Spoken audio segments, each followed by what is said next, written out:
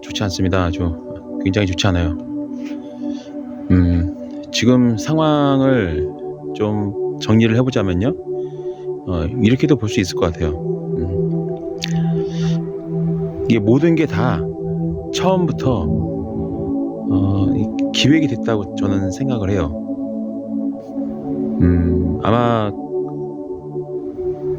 이건 아마 윤석열 혼자만의 생각은 아니에요. 왜냐면 그 검찰총장 그만두기 전에 이제 대선에 나갈까 말까 그 갈등하는 시간이 있었단 말이에요. 그러니까 이게 지금 윤석열 대통령이 이 사람의 머리로 이 사람의 어떤 생각이나 뭐 이런 걸로 단독으로 지금 일을 벌이는 게 아니고 이건 아마 이 측근에 있는 사람 중에 아주 오랫동안 한 가지 목적을 위해서 아주 오랫동안 고민을 깊이 하고 방법을 연구를 하고, 그러니까 제가 마치 그 친일접해 청산 요거에 관심이 굉장히 많아가지고 또 직접민주주의나 이런 거에 관심이 많아서 한 6년 동안 이제 정치 방송을 하다가 2020년 12월 정도 되니까 그러면은 사법개혁을 하는 게 결국은 이 친일청산하는 핵심이겠구나, 그렇게 이제 깨달음이 온단 말이에요. 그러니까 맞아, 대기업 회장 정도 되는 엄청난 그 재력가들이 이상하게 판사 검사 사위를 이렇게 또는 며느리를 얻고 왜 그럴까 했더니 돈이 아무리 많아도 직접적으로 이 판사나 검사나 이런 뭐 경찰이나 이런 사람들을 자기 가족 범위에 넣지 못하면은 법망을 피할 수 없는 거예요. 법에 의해서 처벌을 받기 때문에 그래서 예전 아주 오랜 관행이 사법고시 패스하면은 열쇠 3개 받는다. 아파트, 자동차, 뭐 또 사무실 일으킨가 이런가 하여튼 3개를 받고 간다. 뭐 이런 얘기가 있었잖아요. 그거는 거의 문화적이었던 거거든요. 그러니까 법 위에 군림하기 위해서는 판사나 검사, 사위 며느리가 필요한 거예요. 아니면 아들이 뭐 판사 되면 더 좋고, 아니면 이제 그런 기회가 없으면은 예를 들면 재벌가끼리 결혼했어. 없으면은 그냥 돈으로 또 판사나 검사를 또 매수를 하고. 그러니까 이게 그래서 제가 이제 각급 법원장을 국민 투표로 국민이 직접 선출하면은 이런 문제를 해결할 수 있겠구나. 그리고 이 소송을 남발하지 못하도록 뭐 재판전 화해, 뭐 재판전 조정, 뭐 재판 중 화해 등등 되게 장치가 많아요. 네. 그리고 이제 가능하면 조정으로 끝내려고 하고 합의로 끝내려고 하고 그런 게 많아가지고 뭐 자력구제 금지 원칙을 모든 소송에 모든 법에 적용하고 있으면서도 자그마한 그런 소유권이나 점유권 다툼을 자력으로 해결하지 말고 법에 의해서 하라. 그렇게 또 앞뒤가 안 맞는. 네, 그리고 또 하나, 제가 이제 국회의원이 되야겠다고 결심하는 계기가 또 하나 있는데, 친일청산을 연구를 하다 보니까 어떤 게 보이냐면 요즘 제가 법을 전공하고 이제 졸업하고 아주 오래되잖아요. 사회생활도 해보고 다 해봤고 소송도 해보고 다 해봤는데 한 가지 좀 이해가 안 되는 게 하나 있어요. 사실 적시에 의한 명예훼손. 물론 이제 어떤 사람이 뭐 어떤 그 밝히고 싶지 않은 그런 사실을 드러내는 바람에 그 사람이 막 모멸감을 느끼고 그 수치심을 느끼고 또는 밝히고 싶지 않은 사실 때문에 그걸 밝히게 되면은 명예가 훼손되는 경우가 있다라는 걸 저도 알아요. 그러니까 그런 경우를 모르고 말을 된 게 아니에요. 근데 왜 그게 하지만 또 한편으로는 없는 말을 지어서 그 사람을 공격하는 거는 명예훼손으로 공격하는 거는 이해가 되는데, 근데 사실을 밝히는 게 과연 왜 언론에게만 주어지느냐, 또 공인에게만 주어지느냐, 이런 문제. 그러니까 예를 들면 앞뒤가 안 맞는 거죠. 그러니까 뭐 위법성 조각사유다 해가지고 공인에 있어서는 공공의 목적에선 괜찮다, 뭐 이런 얘기가 있고, 개인은 안 된다 이런 게. 그러면은 이게 가만히 생각해 보잖아요. 그럴듯한데 그럴듯하지가 않아요. 개인이 안 된다면 공인도 안 되는 게 맞는 거예요. 왜 그러느냐? 공인이라는 이런 이 사람들을 특별하게 보고, 공인은 특별하게 보고 개인은 특별하게 보지 않는 또 이런 문제가 생기는 거예요. 좀 앞뒤가 안 맞고 충돌되게 되게 많아요. 이걸 따지면 이제 막 밤샘 토론하고 해도 끝이 안 나겠죠. 이제 사실적시에 의한 명예훼손에 대해서 뭐 찬반 논란은 진짜 한 1년 내내 떠들어도 해결 안 될 거예요 아마. 근데 나는 이게 지금도 있겠지만 어떨 때는 사실을 말해야 될 때가 있어요. 그게 명예훼손이 된다 하더라도. 그러면 이제 또 이제 뭐 공익이냐 사익이냐 하면서 따지겠죠. 근데 이게 왜 생겼을까? 우리가 이번에 뭐 전세 사기 관련해 가지고 막 피해자들 구조해 줘야 된다 그런 얘기 나오잖아요. 근데 사실 이 공인중개사, 어떤 분은 뭐 공인중개사는 국가에서 뭐 인허가를 내주는 그런 공인된 중개사기 때문에 국가가 책임이 있다, 뭐 보증한다 이런 또 이상한 얘기가 해지는데, 사실 이 사실 적시 이 부분을 없애면 어떤 계약을 맺을 때 뭔가를 확인할 수 있는 그런 투명성이 있으면 전세 사기 안 당하는 거거든요. 예를 들면은 우리가 계약을 맺을 때만 해도 집에 아무 문제가 없었는데 계약서 쓰고 그 다음날 딱 되니까 갑자기 저당권이 들어와 있고 자기가 그 후손인으로 들어가 있더라. 이거 등기주의에 의해서 이거 피해를 보는 거거든요. 알고 봤더니 뭐 집값의 90%가 빚이더라 뭐 이런 식으로. 그건 제도적으로 잡아야 된다고 봐요. 그러니까 상위 1%들이 보통 그렇게 해서 돈은 있지만 끌어다가 사고 팔고 하면서 하는 게 그 부채 비율이란 말이에요. 그런 거는 잡지 않고 그런 사실들을 확인할 수 있는 장치가 없고, 그러면서도 또 임대차 보호법이 한계가 또 선 등록된 저당권 이런 거는 또 밀리고, 국세 채권 채권에 또 밀리고.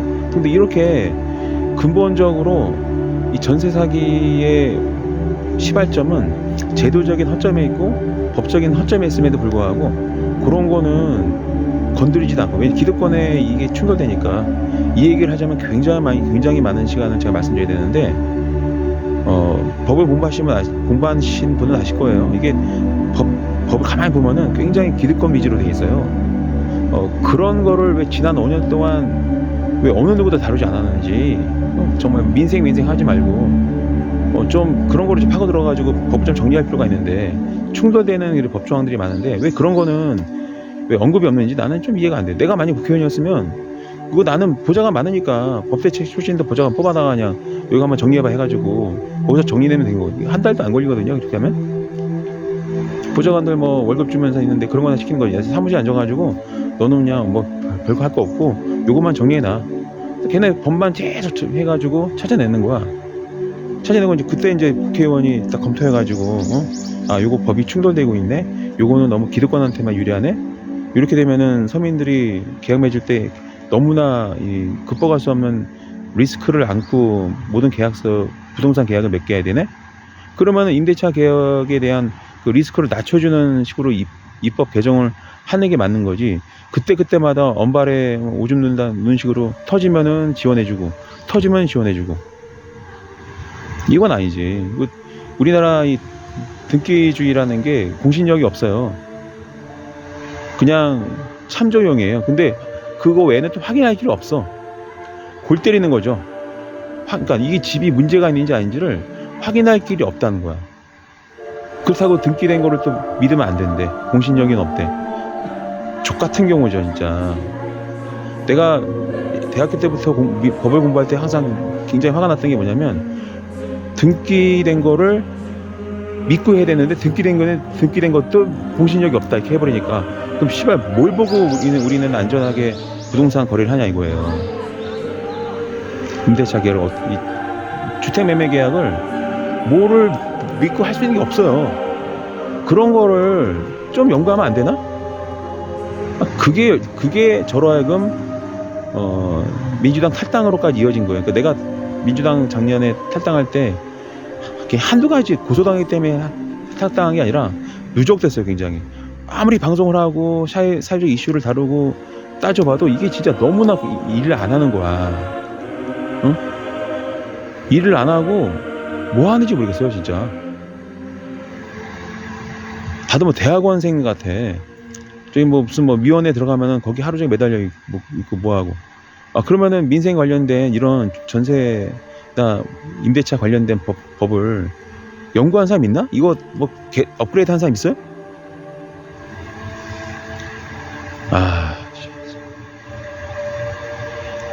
갑자기 말이 또 따라서 했네. 죄송해요. 말이 따라서 했는데, 그러니까 내가 생각하는 게 좀 이상해.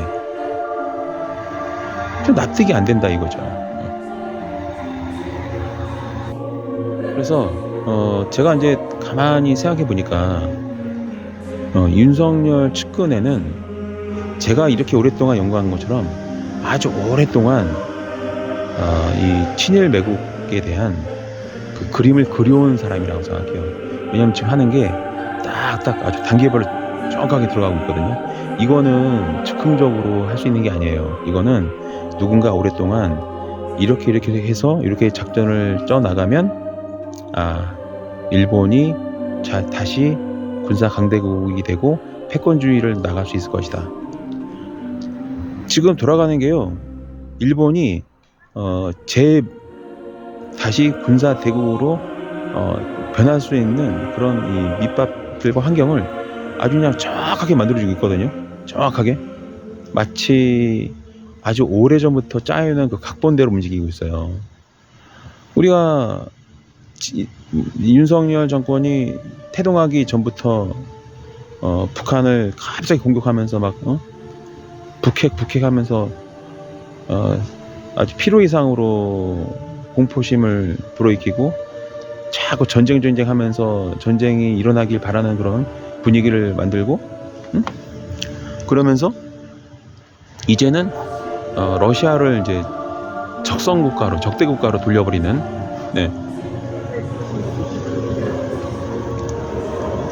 그러니까 공산권은 전부 다 적이다. 이렇게 이제 그러니까 서방과 동방 간의 냉전은 끝났는데 오히려 한반도에서 냉전을 확산시키고 있는 거예요. 그러면 항상 이해가 안 될 때는 누가 이익을 보는가를 생각하면 될 것 같아요. 이익 보는 거는 일본이랑 미국이죠. 미국은 무기 팔아서 행복하고, 일본은 다시 군사대국으로 태어날 수 있고, 우리가 155mm 그 포탄을 수출을 했다 칩시다. 그래서 어떤 사람은 뭐 우크라이나의 뭐 재건 사업에 대한민국이 숟가락을 얹을 수 있을 것이다 하는데, 그 전에 우리가 지금 러시아의 적대 국가가 됐잖아요. 그러니까 필요하지 않은 거를 하고 있는 거거든요.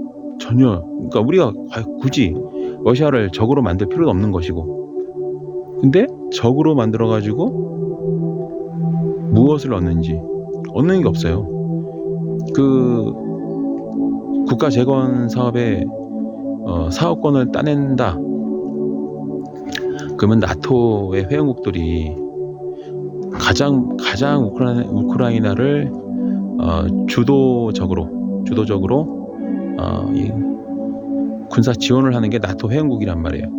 우리나라가 나토 회원국은 아니잖아요. 그러면은 우리나라가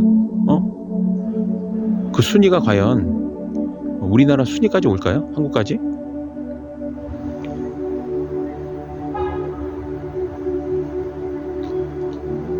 이게 참 벼랑 끝 전술인 것 같아요. 그러니까 윤석열 입장에서는 아마 대선 치를 때 자기가 탄핵을 당할 그 화근이 이미 있다라는 걸 알고 시작했을 거예요.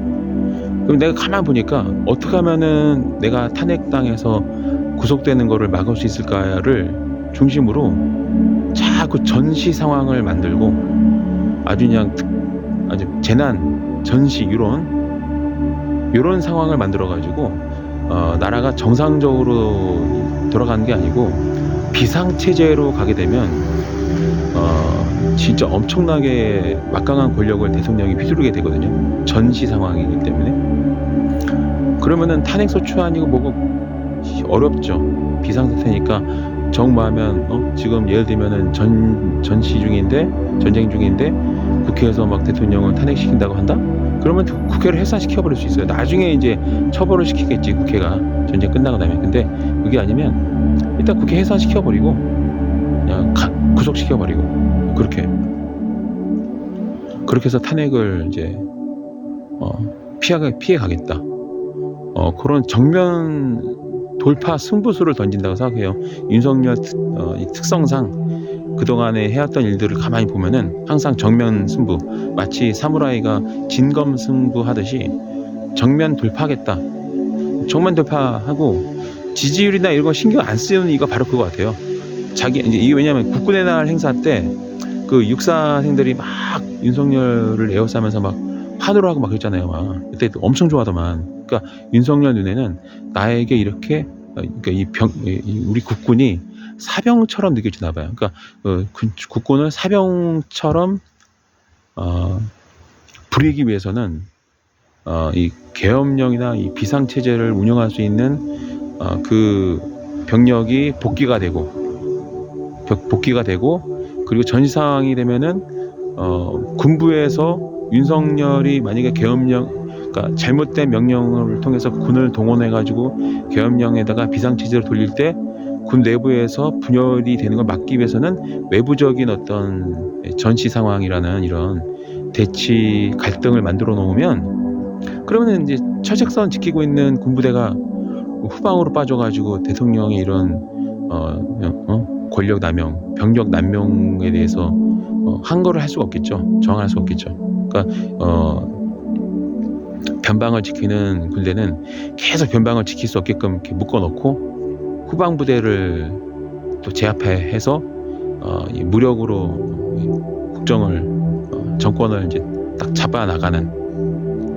그리고 이제 검사 출신이니까 검사들 대동해가지고 국가반환죄로 이제 다 구속시켜버리고, 100명이 됐건 200명이 됐건요, 다 구속시켜버리고 말 안 듣는 놈들은. 그리고 자기를 지지하는 국회의원들을 싹 포진시킨 다음에 이제 하고 싶은 거 다 하는 거죠. 그러면은 김건희도 국회의원으로 나갈 수가 있지. 심지어 정유라도 국회의원으로 당선될 수 있겠네. 그딴 식으로 하면. 이 모든 게 누군가가 아주 오랫동안 어떻게 하면은 대한민국을 이 식민지로 다시 만들까, 꼭 그 연구를 하고 있는 것 같아요. 일본이 다시 한국을 식민지로 점령을 할 수 있게끔 그 길을 터주는 그 방법을 굉장히 오랫동안 연구한 사람이 하나씩 일본이랑 내통을 하면서 꼭 착수를 해서 실행해 나가는 과정인 것처럼 보여요. 제가 봤을 때는. 러시아가 실제로 이제 대한민국을 적대 국가로 인식을 했잖아요. 앞으로 어떤 일이 벌어질까? 일단 러시아 내에 있는 우리나라 기업, 그거는 강제로 몰수해도 뭐 문제가 별로 없을 것 같아요. 그러니까 문제가 없는 게 아니라 이제 나중에 뭐 사법재판소가 이렇게 가겠지만 전시에 적대 국가, 전쟁 중인 상대 국가의 기업을 뭐 쫓아내거나, 그러면 기업이 사람이 딱 빠지고 남아있는 그 공장이라든가 여러 가지 시설물이라든가 그런 게 있을 거 아니에요. 그런 거를 만약에 전쟁 국가가 몰수를 해버리면, 물론 이제 법적으로 문제가 되겠죠. 나중에 이제 뭐 거기에 대해서 당사자인 그 기업이 러시아를 상대로 이제 뭐 소송을 하고 그런 경우가 있죠. 가능하죠. 뭐 역대 지금까지 다 이렇게 해왔으니까. 근데 그거에 대해서 한국은 제3국이었는데 갑자기 어느 순간 러시아하고 전쟁 중인 우크라이나에 어쨌든 뭐 제3국을 통한 거 말고 그건 중요하지 않죠. 중요한 거는 이 살상력 무기를 지원했다는 건 불변의 법칙이죠. 그래서 러시아가 한국에 대해서 이제 전쟁 중인 국가로 딱 규정을 해버리면 뭐 현실적으로 물리적으로 한반도에 뭐 뭔가를 쏘거나 뭐 쳐들어오거나 그러지도 않겠죠. 그러진 않지만 러시아의 이 전함이 우리나라 영토에 들어와도 이미 우리나라가 먼저 이 적대적인 그런 일을 했기 때문에 딱히 그게 뭐 침략이라고 볼 수도 없죠. 그냥 정당한 전쟁 활동, 전쟁 행위가 되는 거죠. 뭐 침략은 침략이지만 그게 어떤 책임성을 갖는 침략이 아니고 한국 정부가 먼저 러시아한테 어쨌든 적대적으로 돌아섰고 심지어 러시아와 전쟁 중인 우크라이나의 살상용 무기를 지원했으니까. 그리고 또 윤석열이 파병 얘기까지 비추고 있는 상황이니까 이쯤 되면은 뭐 러시아가 지금 당장 뭐 독도가 됐건 우리나라 뭐 앞바다가 됐건 아니면 뭐 서울에 뭔가 쏴도 핵무기 말고 딴 거 쏴도 우리는 앞바다 쌓아놓은 거 외에는 딱히 비난할 수도 없어요. 그게 다른 것 같아요. 그러니까 러시아가 한국을 쳤다. 그래도 딱히 뭐 국제사회로부터 제재를 받을 만한 그런 이유는 없다고 봐요, 저는. 그런 상황이 되는 거죠. 네. 그게 달라지는 것 같아요. 그렇게 상황이 달라진다. 그럼 우리는 북한도 상대해야 되고, 그러니까 이제 한반도 비핵화는 물 건너갔어요, 이렇게 해서. 도대체 이 비핵화를 하겠다. 경제 제재나 이렇게만 가야 되는데 먼저 이제 북한한테 핵무장을 할 수 있는 그런 명분을 만들어준 것밖에 안 돼요. 그러면은 대한민국의 경제는 망치고 국방도 막 흔들고 주권도 막 흔들어 버리고 외교 이제는 그 윤석열이랑 정상회담 할 필요 없다. 바이든하고 정상회담하면 바이든이 윤석열한테 말을 하고 그러면 윤석열이 미국이 시킨 대로 다 하니까 또 기시다가 시킨 대로 다 하니까 일본이나 미국한테 말하면 한국은 다 돼. 한국 대통령은 상대할 필요 없어. 이렇게 되고 있는 거거든요. 실제로. 또 실제로 그렇게 서방 국가에서는 그게 보도가 나오고 있고 그러니까 바이든이랑 얘기하면 다 된다. 이렇게 해서 제가 지난달에 주권이 무너지고 있다. 그 얘기를 했는데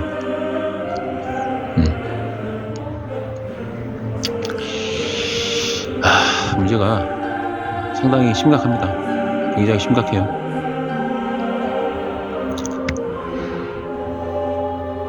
이제 남은 거는 우리가 당장 막 포탄이 터지지 않고 그래서 지금도 그냥 늘어져가지고 뭐 에이 설마 별일 있겠어 이렇게 하신 분들 되게 많거든요. 그러니까 지금 이게 우리가 어떤 전쟁 상태로 돌입하고 있다는 사실을 대부분의 국민들이 딱히 느끼고 있지 않아요. 특히나 이제 정치 더럽다고 관심 없다, 나는 정치 관심 없다 하는 분들 되게 많거든요.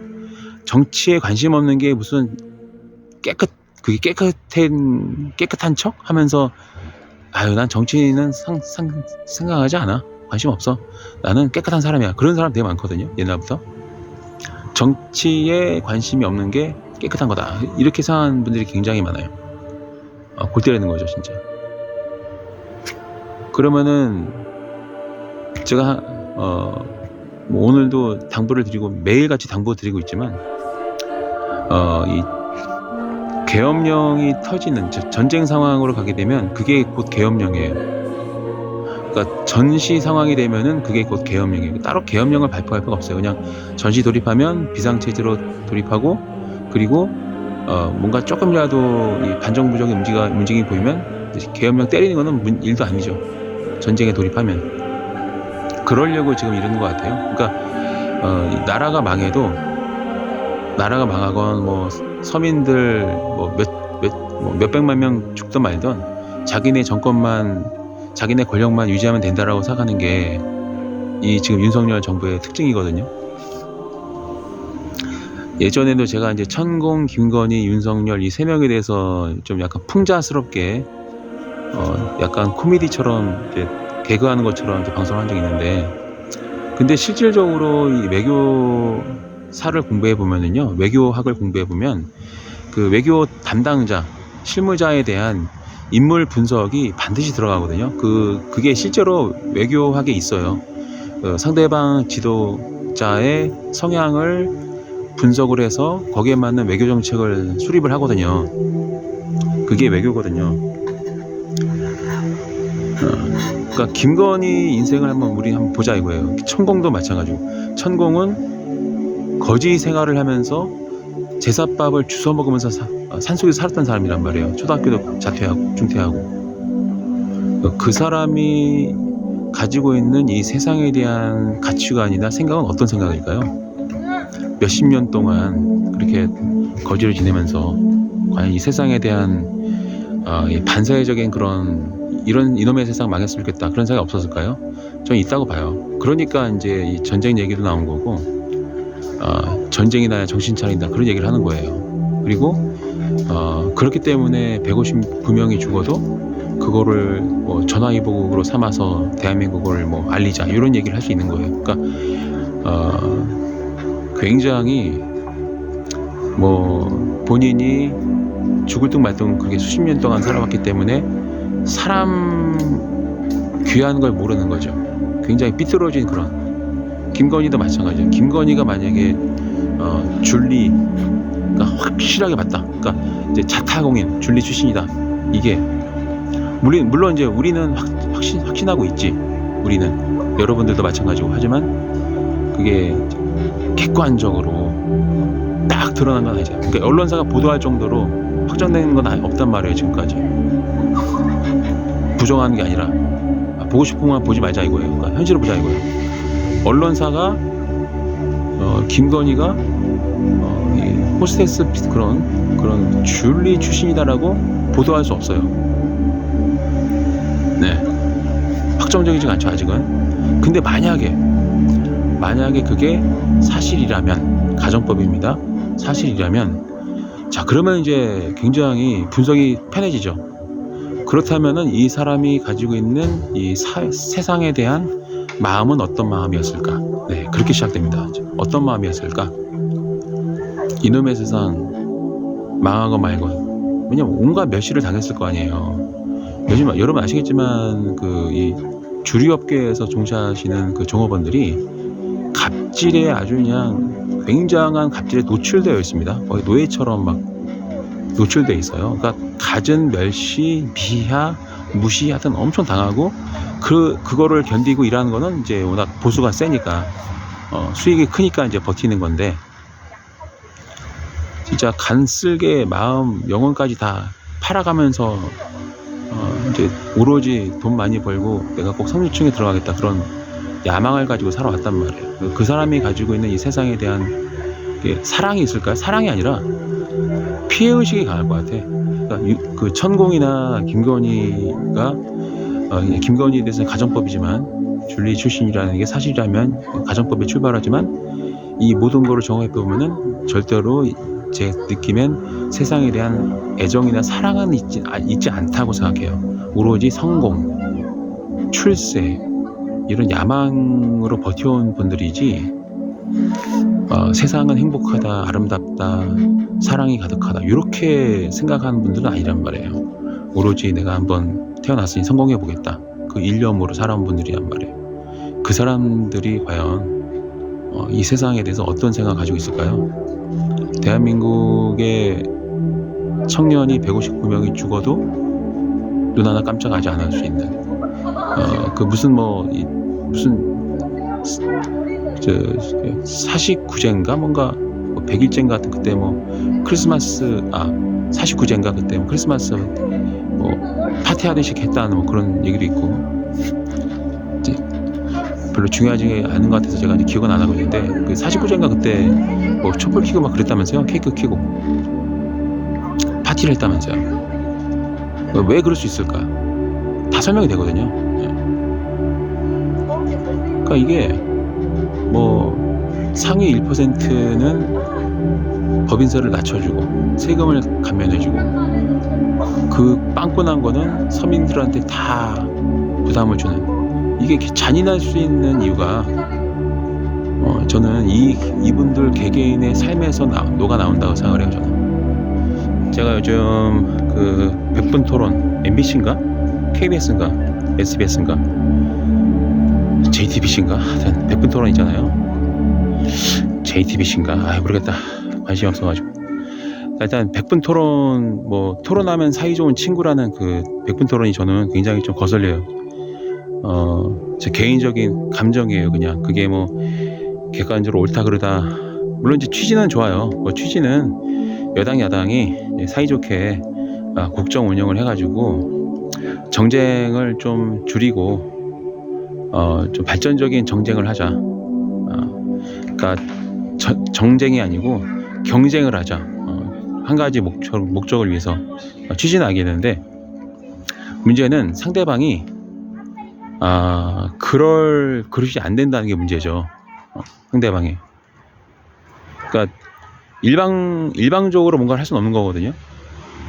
예를 들면 우리가 아무리 좋은 마음을 가지고 다가가도 상대방은 이 선의를 가지고 다가오는 이 상대에 대해서 그거를 이용해 먹는 그런 집단이기 때문에, 흔히 말하는 뭐 미국이 테러와는 협상하지 않는다, 그런 원칙이 괜히 나온 게 아니잖아요. 근데 문제는 매국노들하고 협치를 한다?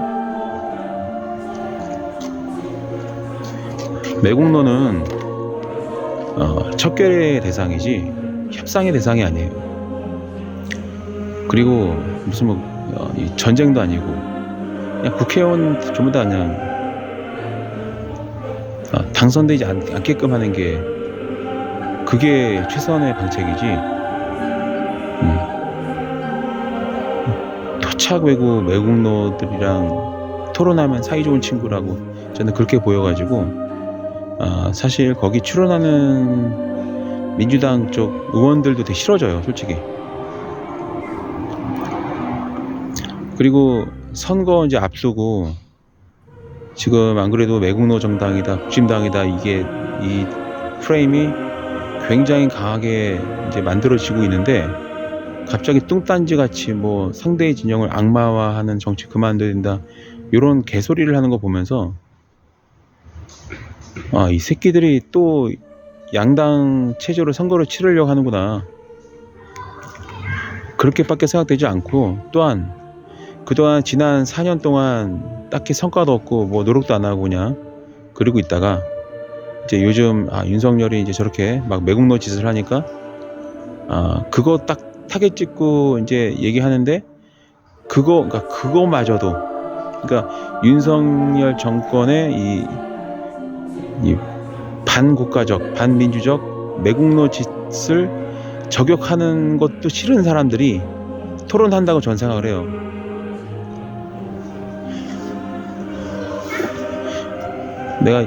전 개인적으로 이탄희 의원 별로 안 좋아하거든요. 이탄희 별로 안 좋아해요. 처음부터 안 좋아했어요. 저는 그 사람 선거운동하는 그 방법도 잘못됐다고 생각했고, 당선되고 나서 하는 짓도 솔직히 저는 개인적으로 되게 마음에 안 들어요. 그리고 정치 되게 못한다고 생각을 해요. 저는 판사로서 지식이 있어서, 법적인 지식이랑 기타 잡다한 지식이 있어서 말은 멋들어지게 할 수 있지만, 정치적 발언으로 봤을 때는 딱히 어떤 분들은 뭐 썸네일 해가지고 뭐 한동훈과 뭐 이탄희 뭐 압도적인 뭐, 아무리 봐도 압도적이지가 않아. 그러니까 되게 썸네일이 요즘은 거짓말 치는 것 같아요. 내 썸네일이 한두 번 본 게 아니거든요. 썸네일 보면은 엄청나게 막 몰아세웠다, 막 엄청나게 토론 잘했다, 연설 잘했다, 명예연설 하는데 보면은 명예연설이 아니야. 되게 그 국회의원들이랑 친한 유튜버들이 그렇게 좀 과장을 하는 것 같아요. 국진당은 제거의 대상이지 협상의 대상이 아니라고 저는 생각을 해요. 그러니까 예를 들면 국가 국민의 이익을 위해서, 예를 들면 뭐 소녀상 문제, 위안부 피해자 문제, 그다음에 강제동원 피해자 문제, 이런 뭔가 우리 국민이 당했던 피해에 대해서 여당이 됐건 야당이 됐건 다 우리 국민 편에 서서 이익을 추구하고 있다, 뭐 그러면은 내가 인정하겠어. 근데 저쪽 당은 아니거든. 그 반대거든요. 응? 그런 정당을 우리가 정상적인 정당으로 봐야 되나? 아니거든요. 대한민국 정당이 아닌 거예요. 그렇잖아요. 대한민국 정당이 아니지. 무슨 토론하면 사이좋은 친구야.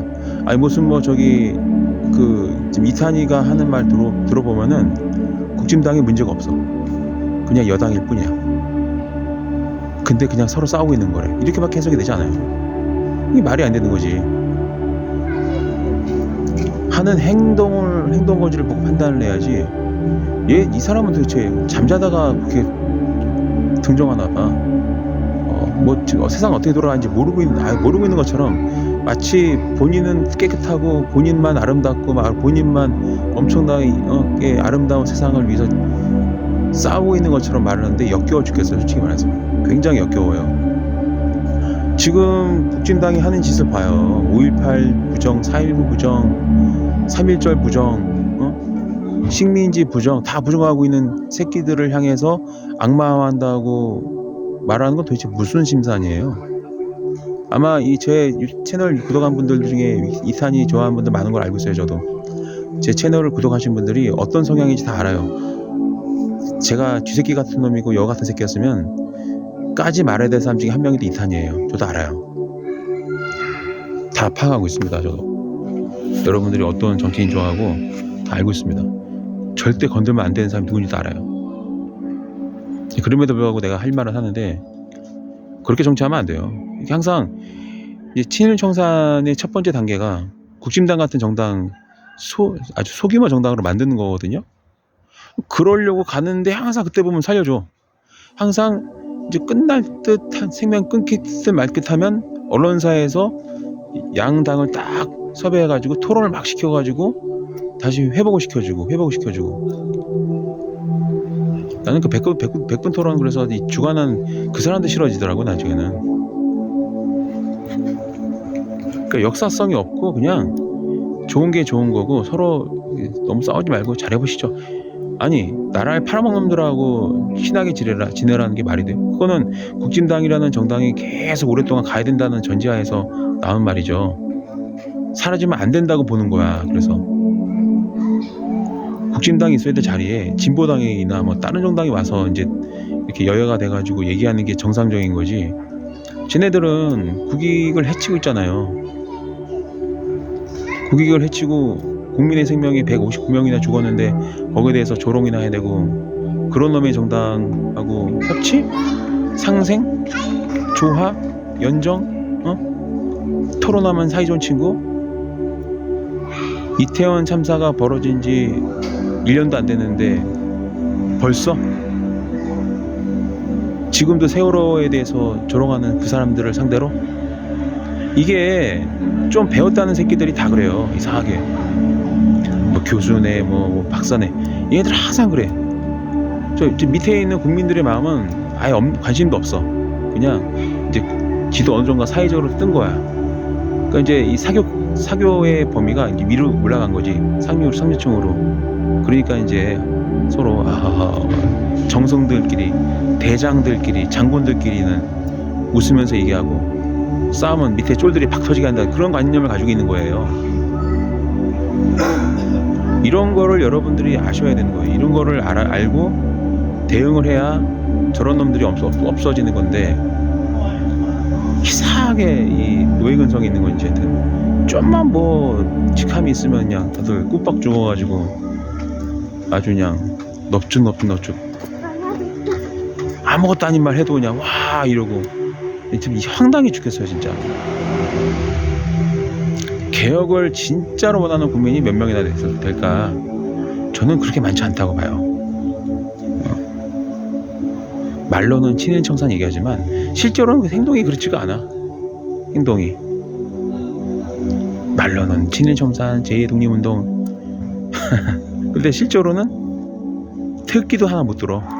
내가 태극기 들고 수요 집회 나가면요, 이 토착 외구들이 꼼짝 못해요. 꼼짝을.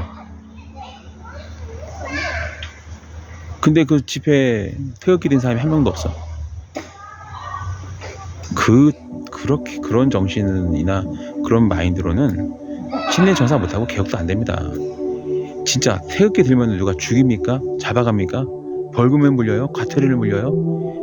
자기 나라 국기 하나 드는 거를 못하는 그 국민이 뭘 할 수 있겠습니까? 아무것도 못해요.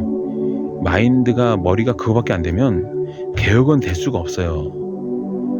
막 겉으로는 막 검찰개혁, 검수완박 했던 새끼들, 지금 검수완박은 아예 아무도 얘기하고 있지 않아요. 유튜버 중에 검수완박 말하는 새끼 있어요? 아니, 분명히 한 2020년 막 그때까지만 해도 막 파란색 목도리, 파란색 모자, 파란색으로 도배를 해가지고 막 검수완박 하던 새끼들이 이제는 아예 보이지가 않아. 검수완박은 아예 사라졌어. 어떤 놈의 방송을 봐도 검수완박 얘기는 안 들려요. 민주당 국회의원들 중에도 심지어는 김용민, 최강욱마저도 검수완박 얘기가 안 나와. 이제 그 추진을 안 해. 단독으로 법안 처리할 수 있잖아요. 법안 처리하라고 다소속 줬더니 뚱딴지 같게 토착외구한테 법제사법위원장 딱 넘겨주고, 그 위원장 때문에 못한다는 식으로 또 지랄을 떨고 있고, 골 때린 거 아니야? 이게 단독으로 할 수 하라고 해줬더니 포기를 해. 스스로 안 해. 그러면 비판을 해야 되는데 또 비판도 안 나와. 말만 잘하면 돼. 그냥 도대체 말만 번들하게 하면은 다들 와 하면서 막. 그러니까 내가 보기에는 이 토착외구 진영이나 이 민주주의 진보 진영이나 뭔가 그냥 계속 싸우고 싶은가 봐. 이 전쟁을 끝내서 아예 그냥 쫙 이제 새로 시작하는 그런 마인드가 없고, 계속 주거니 받거니 싸우는 거를 그게 좋은가 봐. 영원한 싸움. 야, 민주당 잘한다, 잘 싸운다, 잘 깐다, 예. 그리고 그거보다 검수완박 이거 끝냈어야 되는 거 아닌가요? 국회에서 처리 가능하잖아요. 그거 충분히 법을 바꿔가지고. 왜 안 하는 거지 도대체? 털릴 게 많아서 그런가? 검찰한테? 아니, 뭐 하나 시작했으면 최소한 5년은 가야지. 뭐 하나 시작했으면 작심 3년이야. 그렇게 총선 전에는 검수완박, 검찰개혁 막 하던 새끼들이 총선 끝나고 이제 대선에서 딱 무너지니까, 총선 끝나고도 그랬어. 총선 끝나고도 검수완박 이게 점점 목소리가 사라지고, 갑자기 막 민주당이 단대국으로 처리하면 되는데, 괜히 막 주호영 따라잡으면서 막 아쉬워하고 막 미래통합당이 니네가 다 가져가라 상임위원. 그래도 못 가져가. 나 같으면 내가 원내대표였으면 알았어, 오케이, 콜, 니네 우리가 다 가져갈게 하고 다 처리했을 거야. 그냥. 그걸 안 하더라고. 참 걱정입니다, 진짜. 걱정이에요, 아주 걱정. 뭐 하나 시작했으면 좀 끝장내는 거를 좀 보고 싶어요. 저는 찍고 넘어가는 거. 본인들 사법고시 공부하고 서울대 학력고사 수능시험 준비하고 학력고사 준비하고 그럴 때는 다 찍고 넘어가면서 탄탄하게 개인적 커리어를 쌓아왔으면서, 왜 국회의원으로서 할 일은 찍고 넘어가는 게 없나요? 하나 완결 치고 넘어가고 지금 국회의원들 다 그렇게 살아왔거든요. 인생을 하나씩 탁탁 찍고 넘어가서 단계별로 커리어 쌓아서 올라오신 분들이거든요. 전부 다. 성공의 정석은 그거잖아요. 하나씩 다 찍고 넘어간다. 그럼 점점 위로 올라가거든. 근데 국회의원으로서 일을 할 때는 뭐 하나 시작하면 끝장 보는 게 없냐 이거예요. 끝장 보는 사람이 없어요. 끝장 보는 사람이. 나 지금 진짜 이해가 안 돼. 그렇게 문재인 정권 때는 적폐청산 막 그러면서 하던 사람들이 정권 바뀌니까 그냥 그 소리가 싹 들어가. 그렇게 막 뭐 검찰 개혁이네 뭐 검수한박이 됐던 사람들이 어느 순간 그 얘기를 입에 담지도 않아. 그리고 뭐 파랑이네 뭐 파란색 입고 그렇게 난리치던 사람들이 어느 순간 싹 멈춰. 그리고 작심 3년 5년을 안 가네. 이러면 안 됩니다. 진짜 이러면 안 돼요. 뭐 하나 시작했으면 이런 말까지 안 하려고 했는데 내가 이런 얘기까지 안 하려고 했는데 일본 놈들을 좀 배워요. 일본 애들은 뭐 하나 시작하잖아요. 그러면은 10년, 20년, 30년, 40년, 50년, 60년, 70년, 80년, 100년 이렇게 100년 계획을 가지고 해요. 걔네가 뭐 하나 하면은 아주 집요하게 꾸준하게 데이터를 축적해 가면서 꼭 하여튼 질기게 그걸 하나만 팝니다. 진짜. 그건 우리가 좀 배울 필요가 있는 것 같아요. 뭐 하나 시작하면 트렌드 정치하지 말고 지금 검수완박 하면 떠오르는 국회의원이 있습니까? 하나만 파는 국회의원이 없어. 끝까지 가는 사람이 없어. 여러분 머릿속에 지금 떠오르는 사람 있어요? 없을 걸로 아마? 없어. 내가 그래서 여러분들은 뭐 어떤 국회의원 막 좋다고 막 지지하고 그럴지 모르겠지만 죄송하지만 저는 그럴 수가 없어요. 왜냐면 끝장을 안 봤잖아요. 끝장을. 이런 말씀 드려서 죄송한데 제 눈에는 딱히 쓸모있는 놈이 안 보여요.